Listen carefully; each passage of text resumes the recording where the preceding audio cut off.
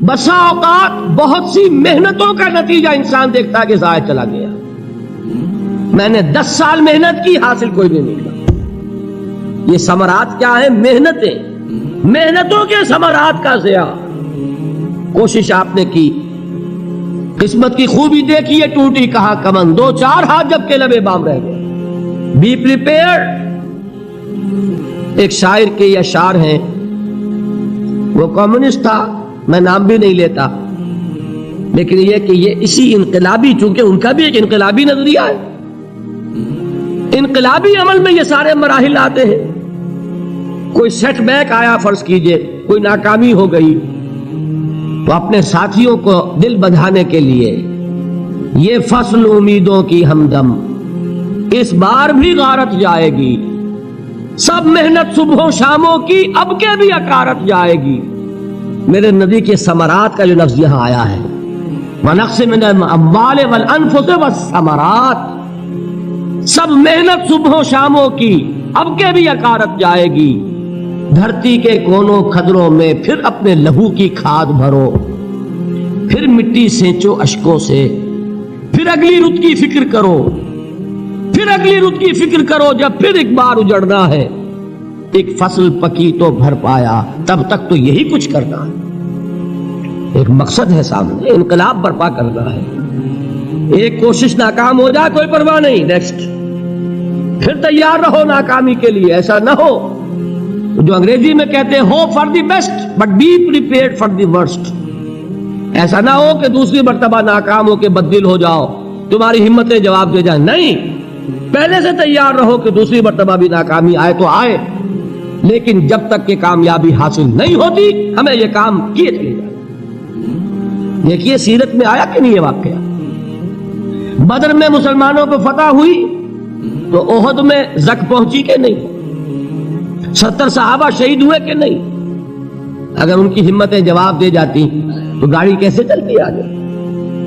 تو فرمایا وَلَنَبْلُوَنَّكُمْ بِشَيْءٍ مِّنَ الْخَوْفِ وَالْجُوعِ وَنَقْصٍ مِّنَ الْأَمْوَالِ وَالْأَنفُسِ وَالثَّمَرَاتِ، ہم تمہیں لازم آزمائیں گے، خوف کی کیفیت سے، فقر و فاقے کی کیفیت سے، بھوک سے، جان کے نقصان سے، مال کے نقصان سے، محنتوں کے حاصل کے ضائع ہو جانے سے۔ وَبَشِّرِ الصَّابِرِينَ، اور اے نبی بشارت دیجئے صبر کرنے والوں کو۔ الذین اذا اصابتہم مصیبت، وہ کہ جب ان پر کوئی تکلیف آئے، کوئی مصیبت آئے، کوئی آزمائش آئے، قالوا انا للہ و انا الیہ راجعون، وہ یہ کہیں کہ ہم اللہ ہی کے ہیں، اللہ ہی کی طرف لوٹ جانا ہے۔ یہ وہی انداز ہے جو میں نے فارسی کا شعر سنایا تھا آپ کو کہ سرے تسلیم خم ہے جو مزاج یار میں آئے۔ وہ ہمارا مولا ہے، ہمارا آقا ہے، اگر اسے یہی منظور ہے تو ہمیں بھی یہی منظور ہے۔ میں نے تسلیم و رضا کی بات کی تھی نا، آپ کو کچھ شعر سنائے تھے، ایک شعر اور سنیے، اور یہ کس کا ہے؟ محمد علی جوہر کا۔ ایک مرتبہ جیل گئے، ان کی ایک بیٹی جوان بیمار ہوئی، فوت ہو گئی، باہر چھوڑا انگریز نے، جاؤ بھائی دفن کر دو بیٹی کو۔ دوسری مرتبہ جیل گئے، دوسری جوان بیٹی اسی مرض میں مبتلا ہوئی۔ اب یہ جیل میں ہے، خبر پہنچی کہ دوسری بیٹی کے اوپر بھی اسی مرض کا حملہ ہوا ہے۔ ایک نظم لکھی ہے جس کا آخری شعر یہ ہے، تیری صحت ہمیں منظور ہے لیکن اس کو نہیں منظور تو پھر ہم کو بھی منظور نہیں۔ یہ ہے، جب تک یہ کیفیت نہ ہو اس میدان میں آدمی ثابت قدم نہیں رہ سکتا کہ میرے رب کو اگر یہ منظور ہے تو یہی مجھے منظور ہے، اور تیری صحت ہمیں چاہیے تو ضرور، لیکن ہمارے رب کو منظور نہیں تو ہمیں بھی منظور۔ راضی برضائے رب۔ وَبَشِّرِ الصَّابِرِينَ الَّذِينَ إِذَا أَصَابَتْهُم مُّصِيبَةٌ قَالُوا إِنَّا لِلَّهِ وَإِنَّا إِلَيْهِ رَاجِعُونَ۔ نہ شود نصیب دشمن کے شود ہلاک تیغت، سر دوستہ سلامت کے تو خنجر آزمائے۔ اولئک علیہم صلوات من ربہم ورحمہ، یہی ہے وہ لوگ جن پر ان کے رب کی طرف سے عنایتیں ہیں اور رحمتیں ہیں۔ وَأُولَٰئِكَ هُمُ الْمُهْتَدُونَ، اور یہی ہے وہ لوگ جو کامیاب ہونے والے ہیں، ہدایت پانے والے، ہدایت یافتہ۔ اسی سورہ بقرہ میں ذرا آگے چل کر، یہ تو ہے 20واں رکوع، 19واں رکوع، 21ویں رکوع کی پہلی آیت ہے لَيْسَ الْبِرَّ أَن تُوَلُّوا وُجُوهَكُمْ قِبَلَ الْمَشْرِقِ وَالْمَغْرِبِ وَلَٰكِنَّ الْبِرَّ مَنْ آمَنَ بِاللَّهِ وَالْيَوْمِ الْآخِرِ وَالْمَلَائِكَةِ وَالْكِتَابِ وَالنَّبِيِّينَ وَآتَى المال على حبه ذوي القربى واليتامى والمساكين وابن السبيل والسائلين وفي الرقاب وأقام الصلاة وآتى الزكاة والموفون بعهدهم إذا عاهدوا والصابرين في البأساء والضراء وحين البأس۔ اب یہ آیت جو ہے سورۃ العصر میں جو مضامین آئے تھے سارے اس میں موجود ہیں۔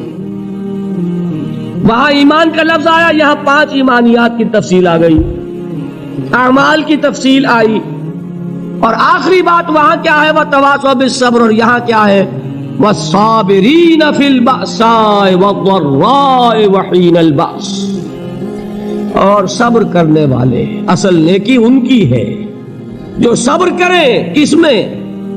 جنگ کے وقت، ذرائے، باسائے، باسا کہتے ہیں فقر اور فاقہ، واحد آئے گا باس تو اس کے معنی جنگ، اور باسا جمع میں آئے گا تو فاقہ، فقر، بھوک، اور ذرائے جسمانی تکلیف، ضرر، جسمانی تکلیفوں میں صبر کرنے والے، فقر اور فاقے میں صبر کرنے والے، اور جنگ کے وقت صبر کرنے والے۔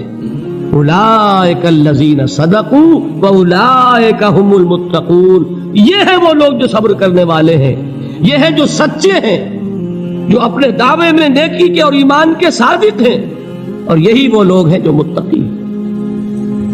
اگلی سورت ہے سورہ آل عمران، اس میں 2 لفظ آئے ہیں، آخری آیت یا ایھا الذین آمنوا اصبروا وصابروا ورابطوا واتقوا اللہ لعلکم تفلحون۔ دیکھیے یہاں صبر اور صابر، جو تعلق جوہد اور جہاد کا ہے وہی ہے صبر اور مصابرت۔ صبر ایک طرفہ عمل ہے، آپ جھیل رہے ہیں، برداشت کر رہے ہیں، صبر علی المعصیہ، صبر علی الطاعہ، صبر علی الابتلاء، یہ سب کیا ہے؟ صبر۔ اور مصابرت کیا ہے؟ صبر کا صبر سے مقابلہ۔ یہ سورہ آل عمران، اب وقت نہیں ہے میں آپ کو سناتا اللہ تعالیٰ نے کیسے کیسے مسلمانوں سے کہا، مسلمانوں تمہیں زک پہنچی ہے تو انہیں بھی تو پہنچی تھی، ان کے 70 نہیں مارے گئے تھے بدر میں، ان کے حوصلے جو ہیں وہ تو پست نہیں ہوئے، وہ اگلے سال آ گئے تم پر چڑھائی کر کے، تم کیوں اتنا برا مان رہے ہو؟ تمہارے دل اتنے زخمی کیوں ہو گئے؟ تمہیں تکلیف پہنچتی ہے تو انہیں بھی پہنچتی ہے۔ اپنی غیرت جو ہے ہمیں ذرا اس کا جائزہ لینا چاہیے۔ لوگ باطل نظریات کے لیے کتنی قربانیاں دے رہے ہیں، لوگ باطل چیزوں کے فروغ کے لیے کتنی محنتیں کر رہے ہیں۔ جیسا کہ میں نے ابھی کہا تھا، اسی غیرت کو چیلنج کرنے کے لیے، ذرا آپ کی حمیت دینی کو جوش دلانے کے لیے، قادیانی نوجوان کتنی تعداد میں اپنے آپ کو دین کے لیے وقف کرتا ہے، اور آپ کتنے نوجوان ہیں جو اپنے آپ کو دین کے لیے وقف کرتے ہیں،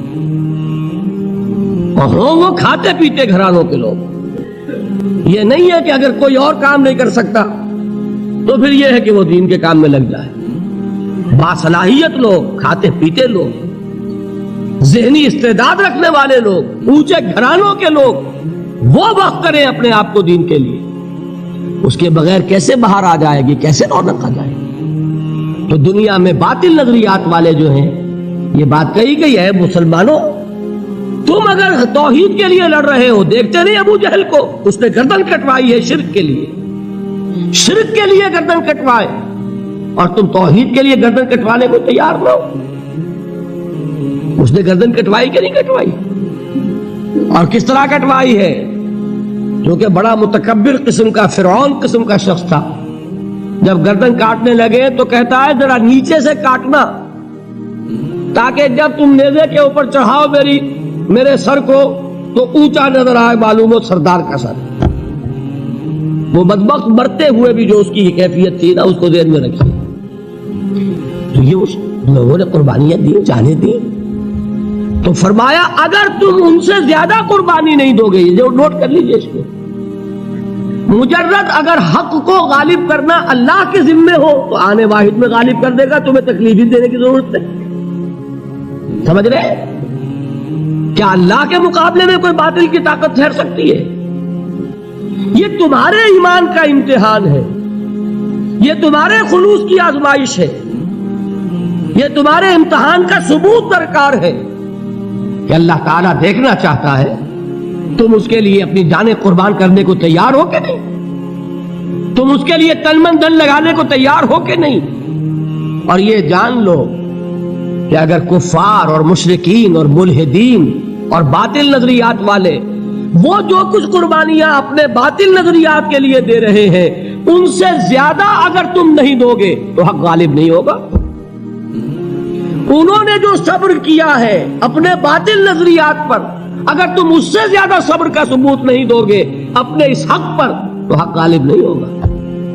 اس لیے فرمایا یا ایھا الذین آمنوا اصبروا وصابروا، نہ صرف یہ کہ صبر کرو بلکہ صبر میں اپنے دشمنوں سے آگے نکلو، ان کے صبر سے بڑھ کر صبر کرو.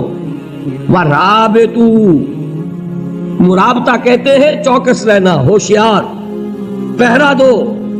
ایسا نہ ہو کہ دشمن جو ہے غفلت میں تمہارے اوپر کوئی حملہ جو ہے کر بیٹھے.